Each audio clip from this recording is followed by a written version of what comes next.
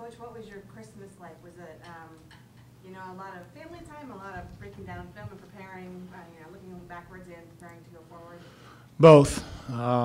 You know, spent a lot of time, you know, evaluating our own team after the Auburn game, you know, where we're at through 11 games, where we need to get to.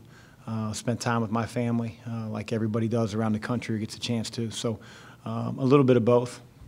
When you look back at the second half of the Auburn game specifically, kind of where were the breakdowns? Was it just transition defense, defense period? What was your assessment? You name it. You know, number one, I think it started with our mindset. You know, the first 4 minutes of the second half, it was okay for Auburn to score as long as we scored. And so that set the tone of negativity right away. That, again, we're just going to be a team that, you know, relaxes on defense, doesn't play through the possession, because we can score on offense. And as the game wore on, Auburn gained confidence as the half wore on. And because they gained confidence, they closed the gap and they eventually won. And it was disheartening, and it's something that our team needs to learn from, because right now we're not tough enough. We're not tough enough on the defensive end. We're not tough enough to play through a 35-second shot clock. And that's what cost us at Auburn. Is that the same thing, the same way you guys played in the second half of the second Long Beach State game and against Alabama, two games where you gave up a lot of second half points, even though you won the Alabama game? You know, I think it's just been a theme of this team all year. Defensively, we have no resiliency. We have no possession toughness. You know, the longer the possession goes, the worse our defense gets, and it should be the exact opposite. Because when you're faced with a short shot clock as an offensive player, offensive team, you should struggle to score. It shouldn't get easier, because your options become limited. You know, the time on the clock to move the defense, to get them out of position, is limited. And we don't take advantage of that. We stand up off the ball. We get straight line driven. Our ball screen defense erodes. And because of that, we can't get any type of stops. And too often this team has tied how they play offense into our defensive effort. And that's why we're roughly 108 out of 355 Division I teams defensively. And until that changes, we won't beat really good teams at home or on the road. Where does that start within the players, with the seniors, or is that something the freshmen should have caught up to by now? It's not a freshman problem. It's not a senior problem. It's a Xavier problem. And again, the issues go across the board. It's lack of improvement in certain areas by some players. It's lack of understanding by some. It's lack of discipline by some. And again, I think it just starts with a toughness mindset. You know, that each possession matters, and I'm going to bust my ass through the entire possession in order to get a stop. And again, collectively, we don't have it. It takes one guy to break down, and we had several that broke down in different possessions throughout the Auburn game.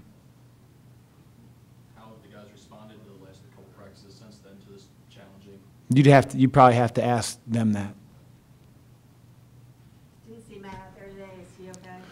Yeah, I think he's, you know, seems like everywhere guys go down with flu or bronchitis or sickness here and there. And so Matt practiced yesterday and felt fine, and then, you know, woke up today and couldn't keep any food down, and lifted and did some cardio, and it just got worse, so we sent him home. Coach, the way you talk about it, it sounds like there needs to be a turning point right now with this team. Is that how you feel? You feel an urgency with this team? I felt we felt as a coaching staff the urgency since day one. You know, I think our defense has sucked since then, and until it changes, we're not going to beat anybody that's worth salt on our schedule. And we tie so much of our performance, both individually and as a team, into how we play offensively. And if everything's, you know, going swell offensively, then hey, I'll play really hard on defense. And it doesn't work like that, not at this level. You know, it's called being a front runner. You know, it's a sunshine soldier, summertime patriot, whatever you want to call it. It's easy to get stops when you're playing well offensively? What about when you're 0 for 6 or you missed your last 3 free throws? You know, great teams have that resolve about them. Great defenders, guys with individual pride, figure a way out to get a stop. And, you know, right now we figure out a way to hang our head and feel sorry for ourselves and not do what it takes to get the job done on that end of the floor. Sometimes mom and dad can say something over and over again and it just doesn't get through. So who's the guy on this team that, you know, if your dad telling this over and over again, who's the guy on this team that can get these troops rallied and playing defense like you want? Well, I'm dad, because we don't have any dads on the team right now, because the dads that we have get beat off the dribble. So I'll be dad. If the guys aren't responding well to the system the way it's always been, have you thought about zone or doing something different to mix it up? Yeah. Do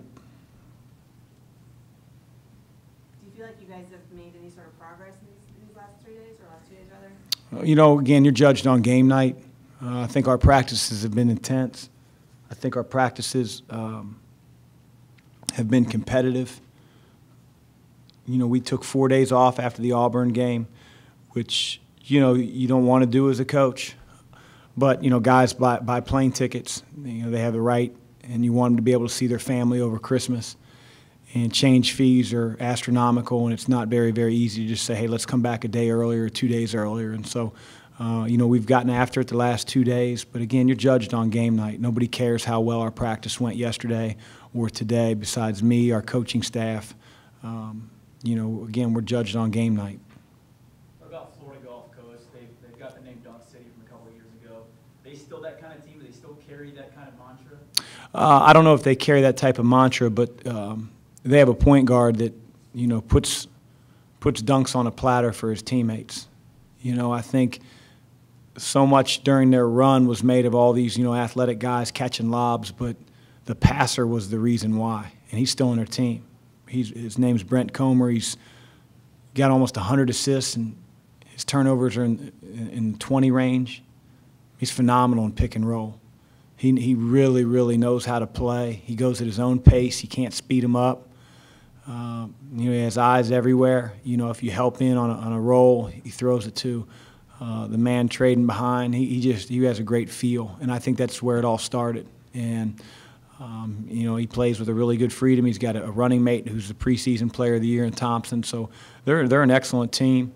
I know they've taken a couple games here recently on the chin, but, you know, it's what happens sometimes in college basketball when you go on the road.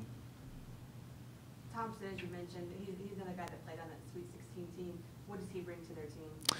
He's just a scorer on every level. You know, he can shoot the three. He's got a terrific mid-range. He can get to the rim.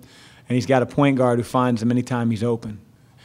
Their offense, they do a really good job of screening for him. He's excellent at reading screens, which is, I think, a lost art in college, and just in hoops in general. You guys want to, you know, they're like Pac-Man. They need the pill, you know, and they need the ball. He doesn't. He can set his man up and, you know, create driving lanes and driving angles because of how you play him defensively off the ball. So they're a terrific combination. We're going to have our hands full with their backcourt for sure. Thanks.